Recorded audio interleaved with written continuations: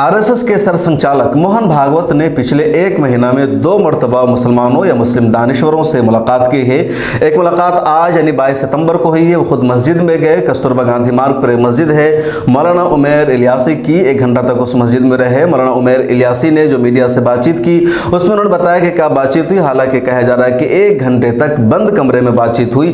क्या बातचीत हुई उसकी पूरी तफसील सामने नहीं आई है। कुछ वही हिस्सा सामने आया है जो मीडिया से मुख्तलिफ सहाफ़ियों से बातचीत करते हुए मौलाना उमैर इलियासी ने कहा है। आगे हम बताएंगे बातचीत, लेकिन इससे पहले एक और मीटिंग का तस्करा कर दें कि इससे पहले यानी 22 अगस्त 2022 को यानी ठीक 1 महीना पहले 5 मुस्लिम दानिश्वरों से मोहन भागवत की दिल्ली में ही मुलाकात हुई थी। उन 5 मुस्लिम दानिश्वरों की जिनसे मुलाकात हुई थी वह सब अहम लोग हैं। उनमें एक बड़ा नाम है एसवाई कुरैशी का। एसवाई कुरैशी साबिक चीफ इलेक्शन कमिश्नर रह चुके हैं।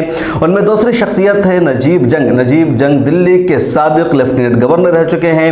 उनमें तीसरा अहम नाम है ज़मीरुद्दीन शाह का। ज़मीरुद्दीन शाह अलीगढ़ मुस्लिम यूनिवर्सिटी के वाइस चांसलर रह चुके हैं और वो फौज में भी एक बड़े ओहदा पर फाइज थे। उसके अलावा मुलाकात करने वालों में चौथा अहम नाम है शाहिद सिद्दीकी का। शाहिद सिद्दीकी राज्यसभा के एमपी रह चुके हैं और हफ्त रोज़ा नई दुनिया के चीफ एडिटर है। इस वक्त रोज़ानामा बंद, ये हफ्त रोज़ा बंद है। और उसमें पांचवा नाम है सईद शेरवानी का, एक बड़े बिजनेसमैन माने जाते हैं। तो ये 5 लोग हैं जिनकी 22 अगस्त को मोहन भागवत से मुलाकात हुई। ये मुलाकात खुफिया थी। इस मुलाकात के बारे में किसी को पता नहीं चला। कल शाहिद सिद्दीकी ने जब इस मुलाकात या मीटिंग से पर्दा उठाया तब पता चला कि मुलाकात हुई थी। उसके बाद नाम सामने आए और फिर एसवाई कुरैशी और कई लोगों ने मीडिया के एहलकारों से, सहाफ़ियों से बातचीत भी की है। पहले बताते हैं उमैर इलियासी से क्या बातचीत हुई। उमैर इलियासी ने मीडिया से बातचीत करते हुए कहा कि मोहन भागवत मोहब्बत का, अमन का पैगाम लेकर गए थे। उनसे बातचीत यही हुई कि मदरसे के बच्चों को हिंदी पढ़ाना है, इसके अलावा गीता भी मदरसों में पढ़ाया जाए। इस तरह के दूसरे उलूम को पढ़ाने के सिलसिले में मोहन भागवत से बातचीत हुई। मोहन भागवत से उमैर इलियासी की जो मुलाकात है चर्चे में उस वक्त आई जब उमैर इलियासी ने न्यूज़ 24 के एक नुमाइंदा से बातचीत करते हुए कहा कि मोहन भागवत हमारे राष्ट्रपिता हैं। राष्ट्रपिता महात्मा गांधी को कहा जाता है, वही देश के राष्ट्रपिता है। अब मोहन भागवत को मौलाना उमैर इलियासी ने राष्ट्रपिता कहा और उसके बाद हंगामा बरपा हो गया। ट्विटर पर अलग अलग मीम बन रहे हैं, सवालात पूछे जा रहे हैं कि उन्होंने कहा, लेकिन मौलाना उमैर इलियासी ने पूरे एतमाद के साथ कहा राष्ट्रपिता जो कहेंगे वही होगा। दरअसल रिपोर्टर ने सवाल किया था कि पिछले दिनों मोहन भागवत ने कहा कि भारत के हिंदुओं का और यहाँ के मुसलमानों का DNA एक है, हम एक हैं, हम एक सबको मानते हैं, कोई किसी पर एतराज़ नहीं होना चाहिए। उसी पर मौलाना उमैर इलियासी ने कहा कि वो राष्ट्रपिता है, वो जो कहें सब कुछ ठीक ठाक है। मतलब एक आका गुलाम वाला मसला कि हमारे आका है, हुजूर है, वो जो कुछ कहेंगे सब कुछ ठीक ठाक है, उनकी जुबान से निकला हुआ हर हर्फ हकीकत पर मबनी है। तो ऐसा ही मौलाना उमैर इलियासी का अंदाज था। मौलाना उमैर इलियासी के बारे में कहा जाता है कि वो आरएसएस से बहुत करीब है, संघ की अक्सर मीटिंग में शिरकत करते हैं। आपको याद होगा जब वज़ीर-ए-आज़म नरेंद्र मोदी 2014 में पहली मरतबा प्राइम मिनिस्टर बने थे और मुस्लिम डेलीगेशन से वो मिलना चाह रहे थे, लेकिन कोई मुस्लिम तंजीम मिलने की कोशिश नहीं कर रही थी। तब सबसे पहली कोशिश जो मुलाकात की वो मौलाना उमैर इलियासी है। इन्होंने ही एक डेलीगेशन की मीटिंग कराई वज़ीर-ए-आज़म नरेंद्र मोदी के साथ। उसके बाद फिर कई तंजीमों ने मुलाकात की। मौलाना महमूद मदनी ने भी मुलाकात की और ज़्यादा काबिल ज़िक्र लोगों का नाम नहीं आता है। मौलाना उमैर इलियासी मिल्ली रहनुमा है नहीं है, सोशल मीडिया पर जाइए, आप जायज़ा लीजिए, आपको जवाब मिल जाएगा कि एक मस्जिद के इमाम है। कस्तूरबा गांधी रोड पर उनकी मस्जिद है, आप इंडिया गेट से जाएंगे। उसके अलावा उन्होंने अपनी एक तंजीम बना रखी है, ऑल इंडिया इमाम ऑर्गेनाइजेशन, जिसका दफ्तर वही उनकी मस्जिद का हिस्सा है। कुछ लोगों को उन्होंने जोड़ रखा है, कोई मुस्लिम या मुस्लिम मसाइल में कभी उनकी दिलचस्पी नहीं रहती, कुछ लोगों से ताल्लुकात है, आना जाना रहता है।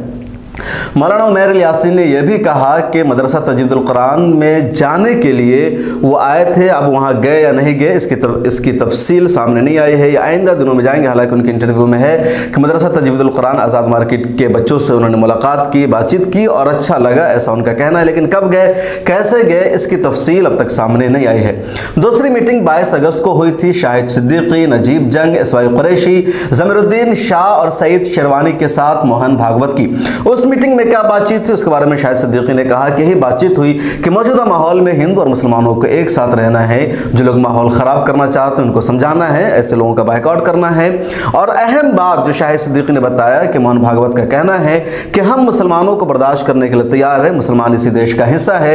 शर्त यह है कि मुसलमान दो लफ्ज़ पर समझौता कर ले, दो लफ्ज़ को अपनी डिक्शनरी से, अपनी किताब से, अपनी आइडियोलॉजी से निकाल कर बाहर फेंक दे। और वो दो लफ्ज़ हैं, नंबर 1 काफिर, नंबर 2 जिहाद। मुसलमान काफिर की इस्तिलाह का इस्तेमाल करना बंद कर दे, नंबर 2 मुसलमान जिहाद की इस्तिलाह का इस्तेमाल करना बंद कर दें। अगर मुसलमान इन दोनों से बाज आ जाते हैं तब हमें मुसलमानों से कोई परेशानी नहीं होगी, हम मुसलमानों के साथ मिलकर के रहेंगे, हम मुसलमानों को इस देश में कबूल करने के लिए तैयार हैं।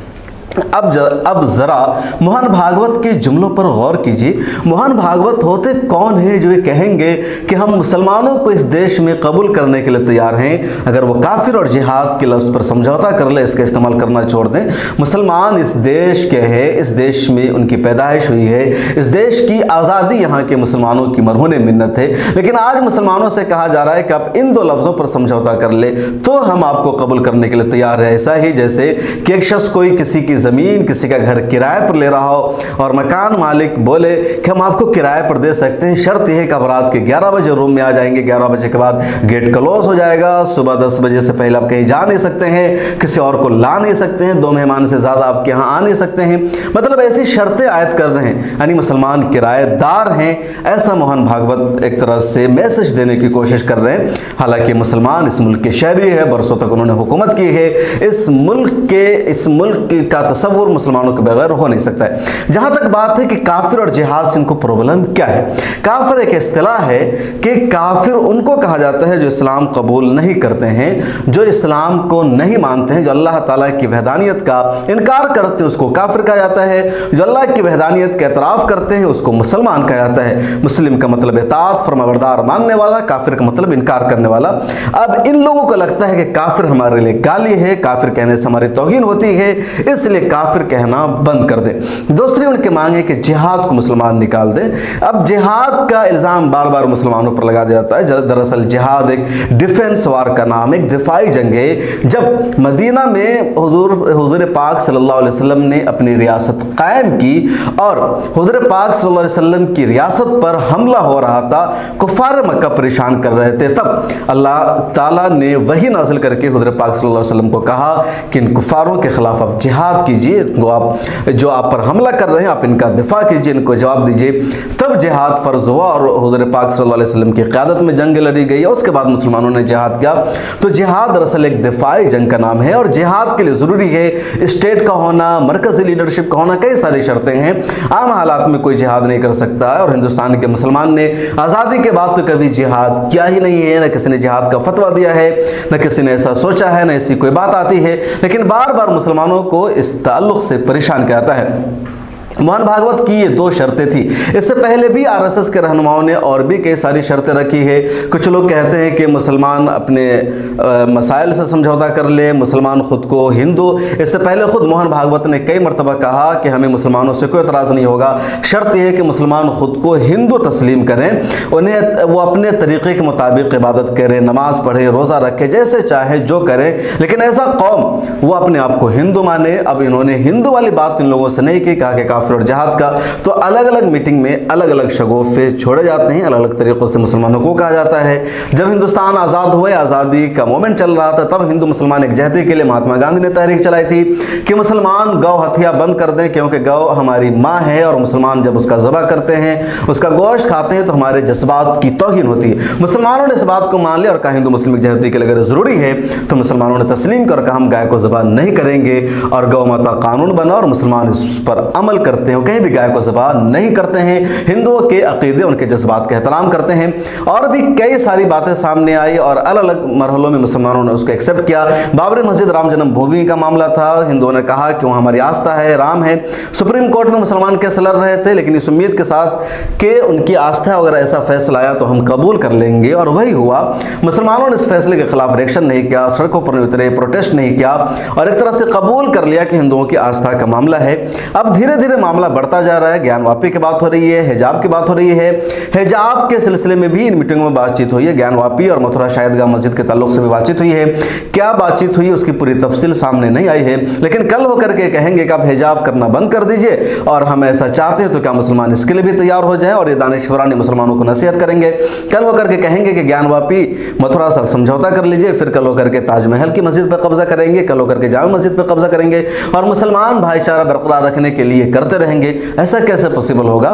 नजीब जंग, जिनकी मुलाकात हुई है, जामिया मिल्लिया इस्लामिया के वीसी रह चुके हैं, लेफ्टिनेंट गवर्नर रह चुके दिल्ली के, उन्होंने कभी कहा भी था कि अगर हिंदुस्तान में अमन और शांति बनाने के लिए एक ज्ञानवापी का अगर 10 मस्जिद दे करके ये मामला हल हो जाता है तो हमें दे देना चाहिए। ऐसे लोग भी हैं जिस तरह की बात करते रहते हैं। बहरहाल 1 महीना में मोहन भागवत ने 2 मीटिंगें की है मुसलमानों के साथ, लेकिन जो मुसलमानों के अहम रहनुमा हैं, अहम दानिश्वर हैं, उनसे मोहन भागवत नहीं मिल रहे हैं, नहीं मुलाकात कर रहे हैं। अलग अलग मौक़ों पर अलग अलग तरह की बात करते हैं, मुसलमानों के सवालों का जवाब नहीं दे रहे हैं। और सबसे अहम बात यही कि आखिर इस देश के मुसलमानों को यहाँ रहने के लिए या अपनी हुब्बुल वतनी के लिए, देशभक्ति के लिए मोहन भागवत की आरएसएस की सर्टिफिकेट लेने की ज़रूरत है। इस सवाल का जवाब ज़रूर दीजिएगा। इस वीडियो में इतना ही, फिर मुलाकात होगी अगली वीडियो में। आपसे रिक्वेस्ट है, मिल्लिया टाइम्स को फाइनेंशियली सपोर्ट कीजिए, सोशल मीडिया के सभी प्लेटफॉर्म पर हमें फॉलो कीजिए।